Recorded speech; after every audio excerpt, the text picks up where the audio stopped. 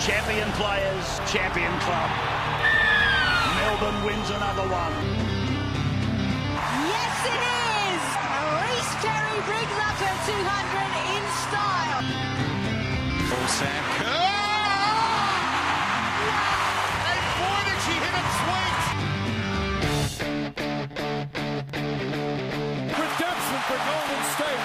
One of the great playoff runs of all time is complete. The Warriors are NBA champions again. For all your sports news, reviews, and interviews, you listen to the Sports Desk here on SYN. Yes, good morning everybody, and welcome to this Wednesday edition of the Sports Desk here on SYN 90.7. You are listening to a new voice. It is me, Ben, the EP of the Sports Desk, and our two regulars are still on board, mind you. We have Liam O'Grady and Caleb Scanlon. Boys, how are we? EPs don't usually talk. You No, love not at all. the spotlight, Ben. I do. I love talking. It's all about Ben here. It is. I should be naming it the Ben Desk. Yeah, I was about to say the Ben desk. Yeah, maybe that for next year. Go to the Ben desk. In fairness, I Why did not? throw it to you in like the last 5 seconds of the intro there. Just pointed at you and said, Yeah, you can bring I thought yourself you were back." going to do it. I thought you were going to do it, Yeah, and then sorry you about that, mate. told me. All right, anyway, we're here to talk about sport, not me. So we're going to start off with some AFL, and Easter Monday was absolutely enormous. Now, hopefully you boys watching the tally. I was Yeah. lucky enough to be there live, and it was by far and away the best match of the season. For those that don't know, Hawthorn got over the line 118 to 117 in, by far, as I said, the best match of the season. The game was to and fro. Hawthorn kicked clear. I think they were around 4 goals clear at one stage in the fourth term. The Cats came back, and then Jared Rufford kicked a crucial behind. But we'll talk about some of the talking points that we've got highlighted here, and that was Cyril Rioli. Now, apparently the Channel 7 commentary team really absolutely loved him and may have gone Did they? over the I top. didn't notice. This is over the top. Oh, Has he been wasn't the overrated? worst. Has he been? Is he overrated? No, I wouldn't say overrated. I think there seems to be this love affair going on with Cyril Rioli, and I've always advocated for people to look past the stats. And everyone's arguments against Rioli are always stat based. It's he never accumulate stats. But as a fan of footy, I go to the footy to watch. I don't know about you guys, but I'd prefer to see a Rioli have 10 touches of influence than someone that accumulates possessions. I don't think I go to a live game of footy and notice people accumulating possessions. That's the thing with Rioli. You don't go. The reason why they're hyping every time he goes near the ball is because you don't know what he's going to do. He could turn the game on its head, or he could do nothing. Unfortunately, on Monday he did nothing. But that was not the worst commentary in the game. Not by a long shot. I know they probably didn't mention it much, but Ablett, Sarwood, and Dangerwood play on the same team. Did they play together? I know. It wasn't mentioned at all. I didn't see them play together. No.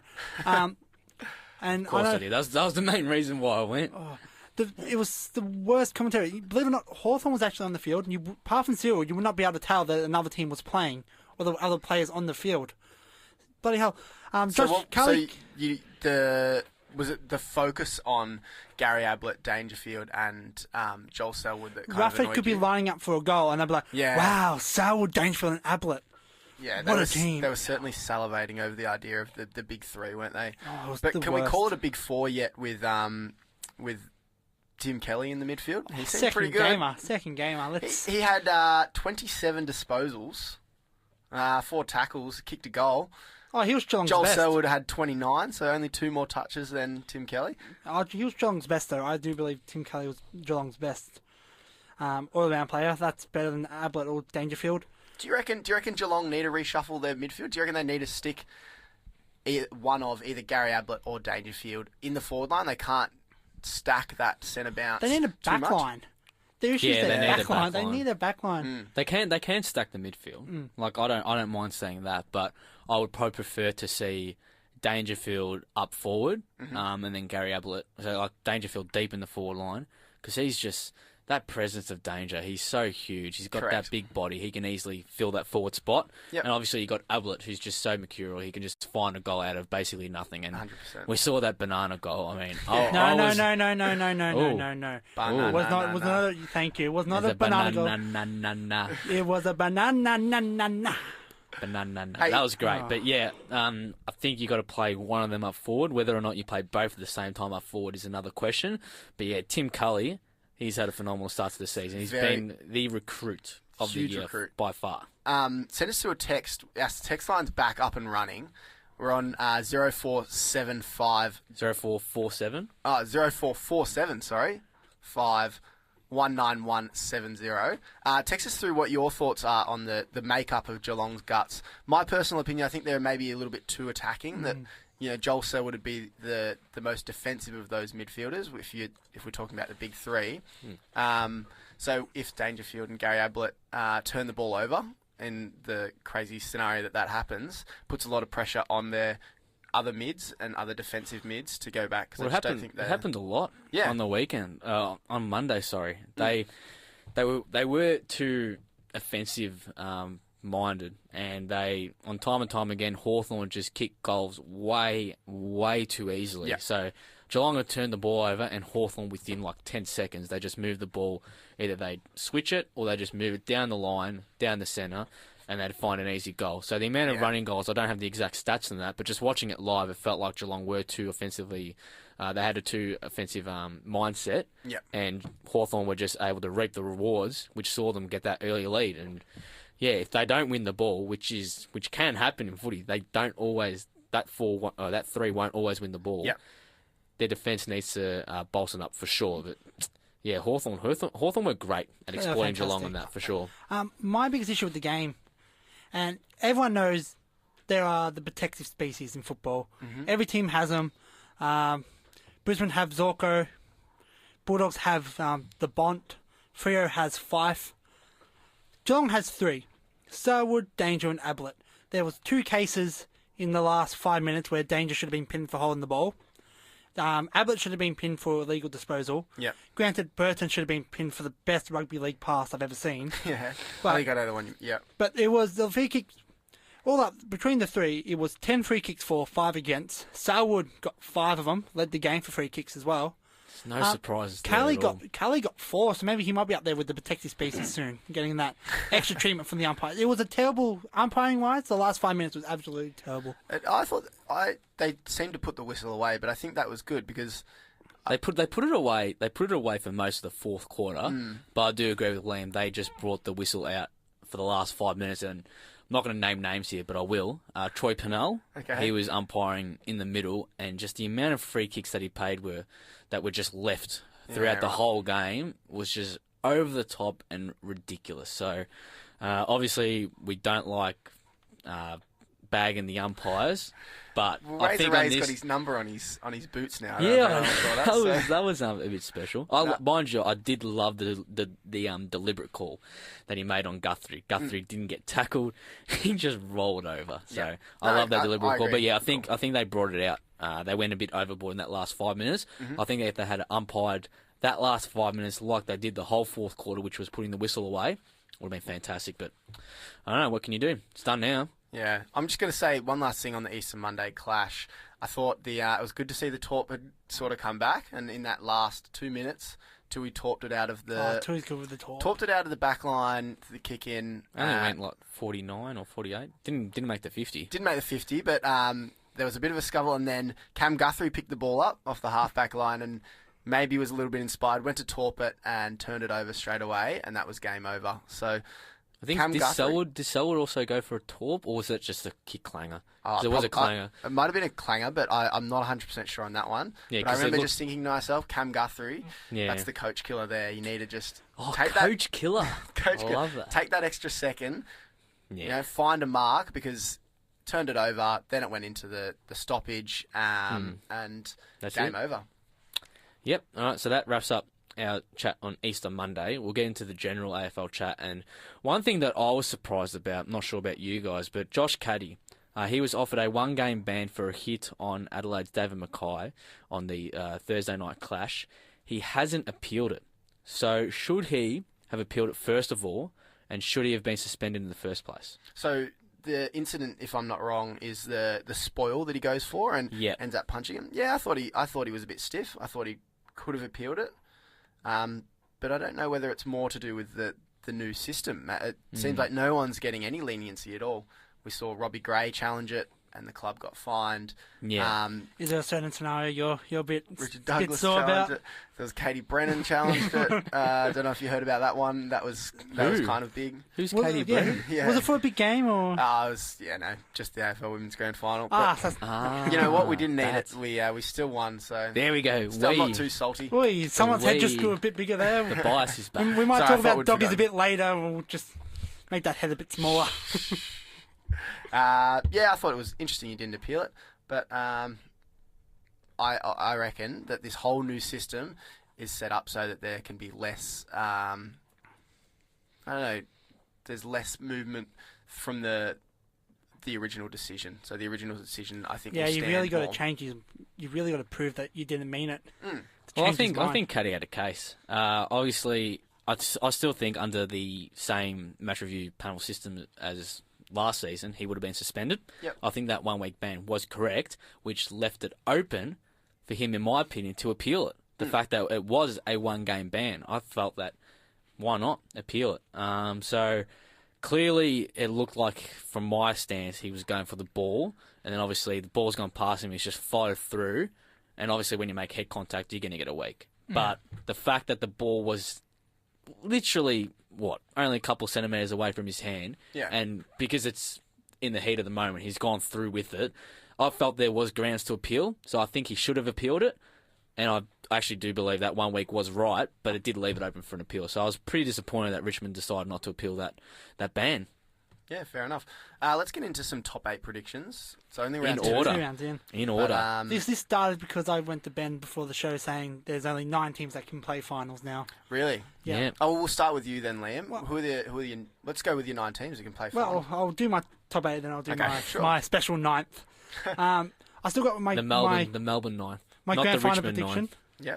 with Adelaide Geelong top 2, still from a few weeks ago. GWS Port, Richmond, Sydney, Adelaide, Essendon, and then Melbourne in 9th spot, just like last year. Melbourne in 9th spot. Melbourne Do you reckon in they'll 9th. choke again? Or is They that just what haven't impressed at all. They were lucky to. I said to Ben on Monday, if they played against a better team, Brisbane would have run over the top of them. Fair enough. They were, I'm surprised we came back in that last quarter, mind you. granted, they were stiff to lose to Geelong, but again, the fact that they lost proves the point. They couldn't. They had, I think, the last 3 minutes, the ball was inside their 450, and they just could not kick that goal. Yeah, it didn't seem like anyone could kick that goal, to be honest. What about who's next? I'll go. Sure. GWS, Adelaide, Sydney, Geelong, and then bottom 4, the top 8. I'll go Melbourne, Richmond. Who haven't I said? Essendon, and who am I missing? Hawthorn. Hawthorn put them up to 7th. So you There you kicking, who are you kicking out the 8? You've done all 9. Who did I kick out of the 8? I just did it off my head. I don't know. We'll figure it out. I'm gonna go You with go. my top 4 and my bottom 4 because I still bottom reckon for the that. ladder? Yeah, I'm going to try and work out Okay. because I just still think that middle tier is still there's a lot to work out. Currently, North Melbourne sit 5th. Well, on Gold a Coast loss are and a win. undefeated, and I Gold still Coast are think they're gonna play undefeated. Gold finals. Coast are going to The be... big one for me is Port Adelaide. I think on the weekend they showed that they can beat a top 8 side, which is huge for them. But I Will still that reckon, be their only win against a top 8 side this season? funnily, Sydney Swans are sitting 9th on the ladder right Yeah. now, so they still haven't. So I don't count it. Personally, Really? they have to be the team in the top 8, and then at the end of the round, the team still has to be in the top 8. So it's a Technicalities all does round. not count to me. Yeah. It Doesn't does count. not count. You heard it here first. Port still have not defeated a top 8 side. My top 4, I'm going to go GWS first, Port Adelaide second. I still think that Geelong, even though they lost on the weekend, I still think they'll get into that top 4. I think they might finish 3rd, and then I reckon Adelaide 4th. I think Richmond will finish just outside. I reckon Richmond will go 5th. My bottom 4, and it pains me to say this, Western Bulldogs will finish in the bottom 4. They looked insipid on the weekend. Oh, I've put them in the bottom 1, actually. I've Bottom- changed my wooden spoon prediction now. Ooh. I think Collingwood, don't really like the way they're looking at the moment. Carlton are another one that looked very, very poor on the weekend. And the last one I'm going to say is St Kilda. I think they'll probably finish 4th or 5th last.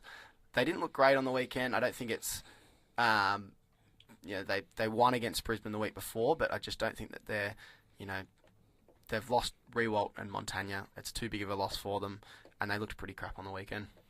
Yeah, St Kilda were a shock for me, personally as well. I mean, many had, and I think even they have had high hopes of finals for this season, and definitely in future seasons Richardson also. Said they reckon they could win the premiership this year. So well, there you go. And the fact that they didn't beat us convincingly in round 1, I thought that was a little bit of a shock, first of all, and then to get your pants pulled by North Melbourne, of all teams, on Good Friday was just a shock. So, I tend to agree with you there on St Kilda. They were the team that I was most disappointed with. And then who would be your team that you're maybe more impressed with then? More impressed, easily Gold Coast. Yeah, Gold Coast. Easily Gold Coast. You as well, Liam? Yeah, and I make it clear that I don't like Fremantle supporters, but I spoke to a Fremantle supporter the other day about how excited I am for this Gold Coast Freo game, because it seems like a good game. Freo is coming off that big win against Essendon. Gold Coast on fire, and the person's like, Gold Coast haven't played any good teams, where Freo's played 2 top 4 contenders. But Gold Coast has played phenomenal footy. Yeah. So they played, out of their 8 quarters they played, 3 quarters they've only had 1 goal scored against them. Yeah. So they played phenomenal, and against Freo, then they're spending 2 weeks there. So I think for them, they have to at least win one of those games. Yep. I think Freo's probably the best option to win. Fair enough. It's their home game, so. Yeah. Look, the team I'm impressed with, Port Adelaide at the moment.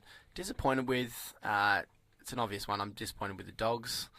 No bias at all. No bias whatsoever. But I think that disappointment is maybe amplified because I'm a Western Bulldogs fan. So you guys have been though really disappointing. Like 100%. Last season we were disappointed by the fact that obviously premiership hangovers, there was kind of an expectation that may have happened, but I guess not that bad. But so far this season just looks like the bite's not back, and everyone was hoping it would be back. But it's the hunger's not there. And now with Trengrove and Roughhead going to miss the Essendon game, it's going to be, who do you have in your team? Yeah, it's a good question. You know what? We're going to be dissecting it on our podcast, The Kennel Cough. A shameless self-plug there with Neve from the Friday show. We're going to be recording that after this. So if you want to join us with talking about what the heck is going on with the Dogs at the moment, that'll be up tonight. How unbiased would that be, though? Like, would it be a biased point of view? Or unbiased? We're fans that are very disappointed with the Dogs at the moment, so you'll hear some truth bombs be told on the Kennel Cough. Like, I've told a Bulldogs fan to strap in for the next 61 years. Maybe not that far. We won't be suggesting anything like that. We're planning for the draft. It's meant to be a super draft this year. Oh, tanking, oi! Tanking we heard since that around this first. Bulldogs are tanking from Caleb. I got no insider knowledge whatsoever, but I'm all for it. He's all for tanking. You heard it here first on the Sports Desk. We are talking Commonwealth Games this morning on the Sports Desk, and as always, if you want to text in any kind of questions, 0475 883 705. We're joined by Jake Stevens on the line at the moment. Jake's our reporter pretty much over there in the Gold Coast. We'll give him the Sports Desk reporter. Yes. Thank you so much for joining us this morning, Jake. How's it going? Yeah, it's good, thanks, guys. Thanks for having me on. It's an exciting time. Fantastic, mate. The Gold Coast Commonwealth Games have been reported to be the flashiest and probably the most exciting Commonwealth Games. How's the atmosphere over there? Are you feeling, is there a buzz around the city, as they're all saying? I can't quite tell you just yet because I'm actually on my way to the airport right now, but in true Gold Coast fashion, I'm sure it'll be pretty flashy. I'm sure it'll be big and have all the razzle-dazzle that the Gold Coast is known for. And yeah, you're absolutely right. It's going to be one of the biggest sporting events, Commonwealth Games style since 2006 when Melbourne hosted it. The 5th time that it's coming back to Australia, and it's set to see 6,600 athletes and officials from all the Commonwealth nations, 71 Commonwealth nations actually. There's 18 sports, 7 para sports, part of the biggest ever para sport program of the Commonwealth Games, and it's obviously set to be a big one. At the Gold Coast itself, there's basketball up in Cairns and Townsville, so they're sharing the love, and there's going to be cycling in Brisbane as well. just noted down here that the tickets is expecting to be 95% sold. Oh, wow, nice. That's incredible. So it's, going to be a big one. It has to have a bit of a muted build-up on the way in, but certainly an exciting time. Interesting you talk about the muted build-up. Do you think that there's been... has that got anything to do with the Channel 9 sort of media accreditation thing that's come into it, or do you think it's more just to do with a disinterest to do with the Commonwealth Games? Yeah, it's an interesting one, actually, that Channel 9 situation. Channel 9 showed some leaked footage of the opening ceremony, which is at the kick-off tonight, but so they had their media accreditation banned for the opening ceremony. I believe that they're going to review it and probably let Channel 9 tune back in and grab some footage and whatnot throughout the games, but they'll make that decision tomorrow. In terms of media restrictions, it's actually been one of the most, I guess, tightest restrictions that we've seen for a major sporting event in Australia in a long time. And it's certainly got the goat up of a lot of media organisations. News Corp and Fairfax were both threatening to boycott the game's coverage for a little while there, because there are really strict rules on how news organisations are able to use the footage of competition, of interviews, of press conferences. Things like that have to wait 30 minutes or 60 minutes after the press conference concludes until they can post it online. So there's a lot of rules, and I don't know if they're going to crack down on them very hard. They obviously have in this situation where they've given Channel 9 the bit of a warning being shot across the bow, but I guess it's part of that. I don't know if there's a disinterest in the Commonwealth Games. It's hard to say. I have a feeling once it sort of kicks off and once we start winning gold medals, I have no doubt the Australian public will be on board. Who doesn't love to see an Aussie green and gold on the top of the podium? Exactly. G'day, mate. Liam here. Since we kind of lost to England last Commonwealth Games, we came second in the medal tally. What do you think our chances are this year? Yeah, that was not a good time in Glasgow 2014. It was actually the first time since Auckland in 1990 that Australia hasn't topped the medal table. So not great signs for us in recent times. But aside from that, really, it's probably only going to be England and Australia, obviously the two major competitors at the Commonwealth Games in terms of medals won. The Australian team, we've got 474 athletes, which is actually our biggest team. We had 312 in Melbourne 2006, to put that in perspective. The all-time medal, the all-time gold medal count, Australia does have the edge over England. Good result. By a couple hundred, yes. So at least a couple hundred, yeah. That's always good to see. Yeah. Yeah, we won 49 gold in Glasgow, so hopefully we can certainly improve on that. In Melbourne 2006, which was one of our best games, we won 84 gold. So, look, there's plenty of medals to be won, but it'll just be, I guess, a lot of the time a contest between Australia and England, which is, I guess, that Ashes rivalry that it plays on. But it's, obviously certainly an exciting one, and hopefully, with the home ground advantage, we can get the edge over the Poms. Let's hope so. And it's always good. Yeah, just finally, who are the ones in particular to watch from an Australian perspective? Yeah, it's a pretty hard question, to be honest, because there's obviously so much that you can watch. But, in the athletics, we've got Sally Pearson in the hurdles, the 2017 world champion. Kurt Fearnley, the wheelchair athlete in the T54, 1500 and the marathon, is obviously a legend of Australian sport. Look, if you go over to the pool, you've got Kate Bronte Campbell, Emily Seebohm, the 200 backstroke world champion, Mac Horton, a 400 metre freestylist. You look at the cyclists, blokes like Cam Meyer, Annette Edmondson, fantastic medal chances there. And I guess if you look over the team sports, men's and women's basketball, we're a good chance to hopefully bring home a gold there. And of course, the hockey, we're quite dominant in. The men have actually won every Commonwealth Games gold medal since Kuala Lumpur in 1998. So hopefully Caleb absolutely loves his hockey. I'm a hockey player myself, so I'm glad you snuck that one in there. Thanks, Jake. Well, you would have been delighted at the news that the other day Rockhampton's own Mark Knowles, it's three-time incredible, Commonwealth Games gold medalist, has been selected to carry the flag into the opening ceremony, which is happening tonight. Yeah. I will be there. An expected sold-out stadium of 40,000 there at Carrara Stadium, the previous home of the Gold Coast Suns, but not for the next 2 weeks because it's going to be, I guess, the centrepiece of the Commonwealth, and all eyes of Australia are hopefully going to be set on the Gold Coast. Absolutely. Jake, thanks so much for your time, mate, and hopefully we'll get to hear some more things from you on Sports Desk over the next 2 weeks. Thanks heaps, mate. No worries, I'll keep you updated. Cheers. Have a good Thank one. you. Bye. Yes, Jake Stevens there on his way to the Gold Coast. He's a current SYN member and he's over there working for Jump Media and Marketing. So glad to have him. We'll be having him over the next 2 weeks here on the Sports Desk. So really good to have someone up there in the Gold Coast getting up close and personal in the Com game. So boys, just quickly before we head to a break, what are our expectations for these Com games? What do we hope to see? First the win. And how do we think we'll go?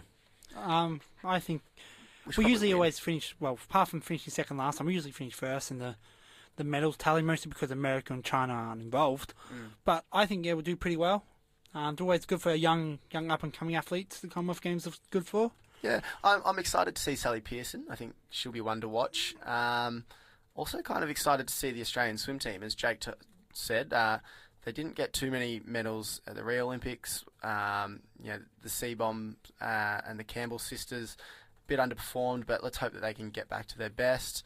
Another one I'm kind of keen to see is Liz Cambage from the Opals, the basketballers. I think she might be hopefully tearing it up and getting the basketballers in good stead. Well, a lot of hype about the basketball, the NBL, so it's going to be good to see how the Aussies basketballers go. Basketball is booming. For me, I just want to see some six... That was a good pun. Yes. I didn't even realise. I just realised. Jeez, I'm good. Yeah, the Australian men's team are called the Boomers. So, Ben thanks. You guys picked that up. I didn't pick that up myself. I'm just a natural. I just want to see us get some success again. I mean, after it was a mediocre Olympics campaign in 2016. Obviously, the Winter Olympics, not too much success there. I just need to see us, the Australians and the Australian sporting public, see some more success, and hopefully they get their confidence back up for the next Olympic Games. But I think that wraps up the Com Games. Thanks again to Jake Stevens. He will be back throughout the 2 weeks.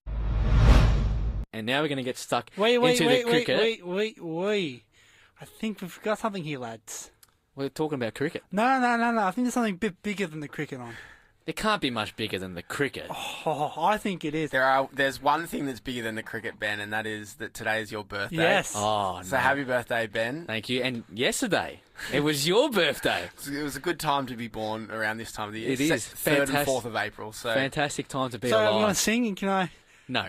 Really? I'm going to bat out an absolute spicy you can carrot, start singing at 10:01 a.m. Oh, just sweet. after, Yes. after the mic. You can sing. We can have a joint. I would have birthday got your cake, but not have food in studio, so See, unfortunately... Caleb and I are committed to the Sports Desk, 100% regardless. So, speaking of... We'll talk some cricket. Why not? Because it's been the talking topic for the last, week and a half. Yeah. The cricketing world. Unfortunately, Australia went down to South Africa, and it was quite convincingly. Australia... They lost 7 to 31 to be all out for 119.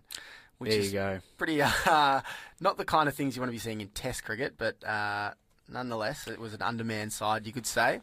Yeah, for sure. Losing our two highest Test run scorers over the last 5 years, I think it was. Cam Smith and Warner. Bancroft was leading our run score and is still the highest run scorer for Australia in the whole series. So That says a lot. we've effectively gotten rid of our 3 highest run scorers, and then Tim Payne slots in there. This is Okay job. probably the last time we're talking about cricket for a long time. I'm Unfortunately. so over cricket. I love talking cricket, but I just don't over love talking cricket. about all this. But anyway, this saga is nowhere near done, Liam. Oh, Unfortunately, no. this is going to. this saga It's going to drag on. will this saga eclipse the Essendon drug scandal? No No. way. Okay, good. I reckon in 6 months to a year's time, it will have be reported on as a bit of an overreaction. I think I've already reported as an overreaction. Do you think it's an overreaction? Not an overreaction, but I think it will overhyped. Has it been overhyped by the media? Correct, and it's we're probably guilty of it because we all need something to talk about. But it's been at the back page of every newspaper. And I honestly think that in 12 months' time, it'll be Steve Smith will be welcomed back into the game. David Warner probably won't be welcomed back into the game. Cam Bancroft will come in, and you know what? No one will really talk about it. It's like what I said. And someone else, a few other people have said this as well. That even this is not the worst sporting thing to happen this year in Australian sport. And I said the fact that Matthew Logue is still playing for the Brisbane Broncos after he's beat up his ex-girlfriend, kept people hostage, had to be arrested at gunpoint. That's something that we should be talking about. Not in comparison to this. That's a real issue. But that's a legal issue, and he's welcome back to NRL in open arms. He's allowed to play, allowed to take photos of kids same age as the kids he took hostage, and that's why the NRL is not a serious sport. And they continue playing players like that. No, they want to clean up their image of that, the drunken NRL player, and they get in an abuser like Matthew Loeb. I don't care what his name is. Matthew Lodge. His name's irrelevant. He's a scum of the earth, so his name's irrelevant. Ooh, and Liam. Shots fired on the Wednesday Sports Desk. So it kills the image of the NRL and their image they want to present. All right, so just quickly, we'll go to the actual result of the game. So we got done by 492 runs. This is the first time, this is courtesy of the Fox Sports Stats Lab, the first time that Australia has gone through a series of at least 4 tests without scoring a century, and also without a century partnership since 1970, which was coincidentally was Australia's last Test series loss in South Africa. So playing side of things was not a good series at all on all fronts. So what is there any good that we can take out of this tour? Tim Payne could probably be considered a positive. I think Pat Cummins, 22 wickets. He was definitely our best player by far. Mm-hmm. I think Tim Payne, after he finished his cricket career, could go into a PR stunt because I think his gesture of the handshake after the game was fantastic image for Australia and almost started the healing. So I think that was really good to see. Other than that, not a whole lot of positives. A series where no one scores 100 is alarm bells. Mitchell Marsh, his hype's come back to earth. He's gone from the next captain to now getting out for a duck again. Yeah, true. Where do you see the Australians going forward? Do we reckon there's a bit of a break now? They'll come back for the cricket. The Tour of England. Tour of England. That's 1 day, so. Do we see? Oh well, it's so far because there's so much has happened. It's been an absolute disaster of a tour. But do you think that Tim Payne will keep the captaincy, or do you reckon he'll? That's interesting. Be passed on to someone. I mean, Tim Payne's fingers, they seem to be pretty fragile. He seems very fragile. Been fragile his whole career. It's hard because I know you've said before that you don't think Smith's going to captain Australia again. No, he can't. He can't captain Australia again. But that's my thoughts anyway. But let's say if Australia cricket intends on Smith captaining again, then he should be a short-term captain. But if not, we've got to think of a long-term. And Pat Cummins, even though he's only 24, could be the best one. There's really no one. Khawaja maybe, but he's never. He seems to be on the outer as well as a player. Well, they were talking Mitch Marsh, and there were earlier talks when Pete Hanscom was making runs that he could be potential captain. So, what do we think about those two instead of Payne? Hanscom's Victorian, so we'll cut him out. He won't make it. You got to be. There's a criteria. New South Wales of WA, unless someone gets suspended, then the Tasmanian will get it. So. You got to fit that criteria of Australian captain. And Look, no Victorians were embroiled in the ball tampering saga. So it's a simple equation, They need more Victorians in the team. Go to the Bushrangers. Go to the Bushrangers. Stark, maybe. I think it's another one that was already in the leadership group that is unfortunately embroiled in that saga again. Oh, true, because we don't know how it's going to end. It could end with everyone in the 5-man leadership group getting suspended. Well, we'll get back to that actually. The ACA which is the Australian Cricketers Association. Yep. They want the bans for the ball tampering trio to be reduced. Do we agree with this?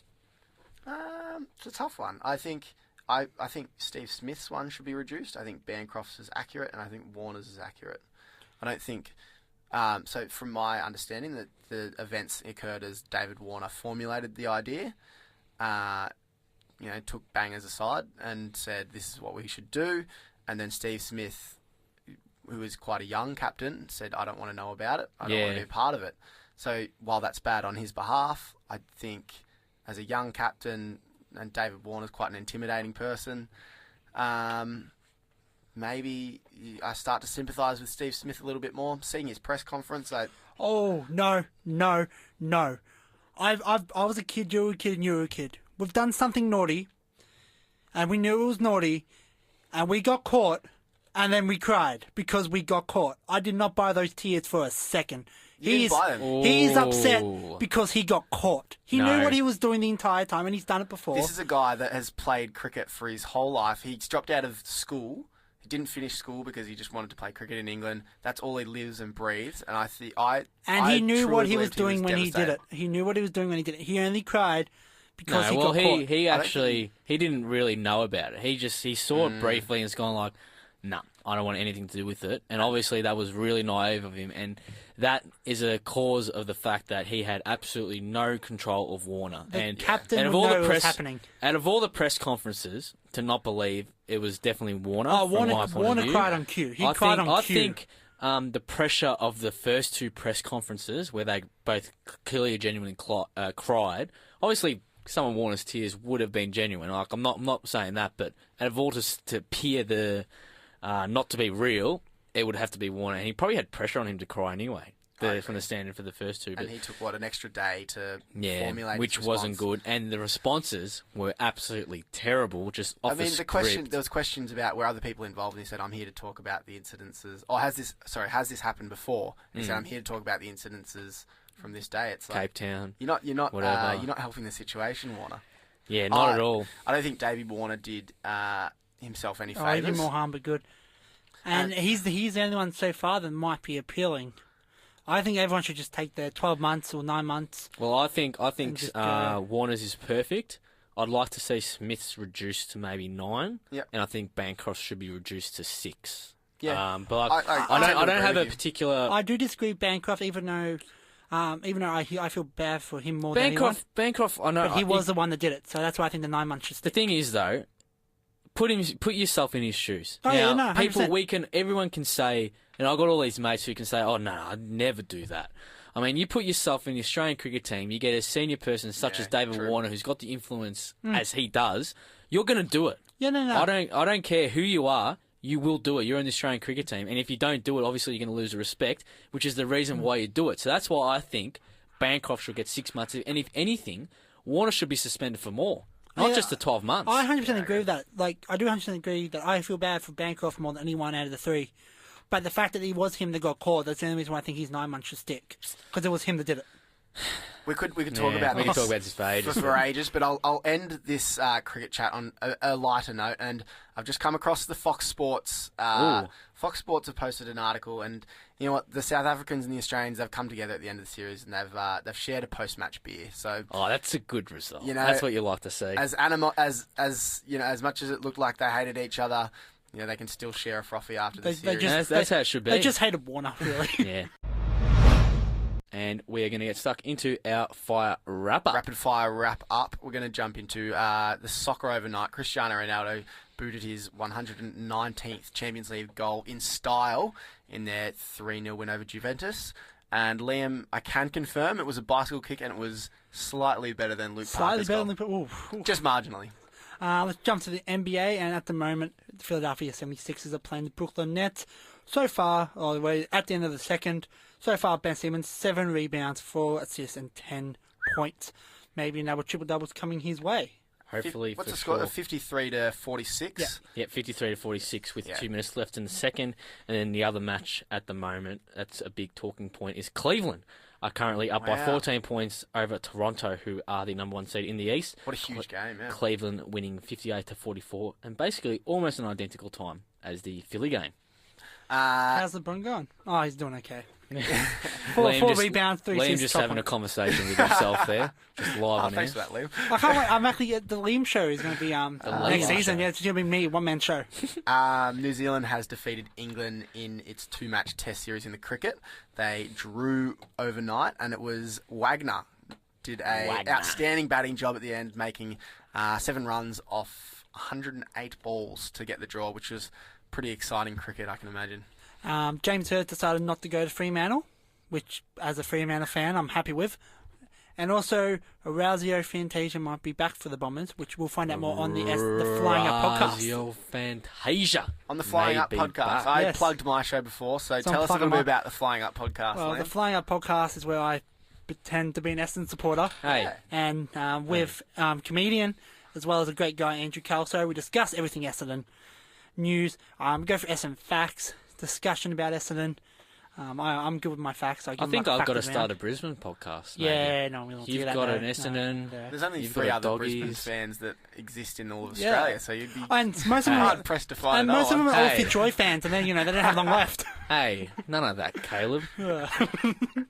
So actually, Should I bring up premierships or? Oh, damn! Caleb didn't mention it. I know. That's why we I think said you would mention the premierships when we started talking about Fremantle. Started talking about Bulldogs. I thought you were going to mention the premierships. play fair. Oh, I also want to give a shout out to our 18 downloads from Chile last Monday. Really? There we go. We got a Yes. supporter base in Is Chile. that someone with a VPN or does so? Oh, maybe, Who but yeah. knows? Who knows? We got 2 downloads exciting. on Monday from America, but 18 from Chile last Monday. So shout out to That's our huge. Chile audience. That's huge over there in Chile. All right, that wraps up this Wednesday edition of the Sports Desk. Pleasure being back with you guys. Unfortunately, I won't be able to be in next week because uni's back on. And I got to shoot, that so thing called uni. I know it sucks. Anyway, you two will be back on Wednesday for the final show of season 1. I hope to have you both back for season 3. But anyways, you can listen to myself, Neve, and Michael on the Friday Sports Desk from 9 to 10. And thank you everyone for tuning in to this week's edition of the Sports Desk here on SYN 90.7.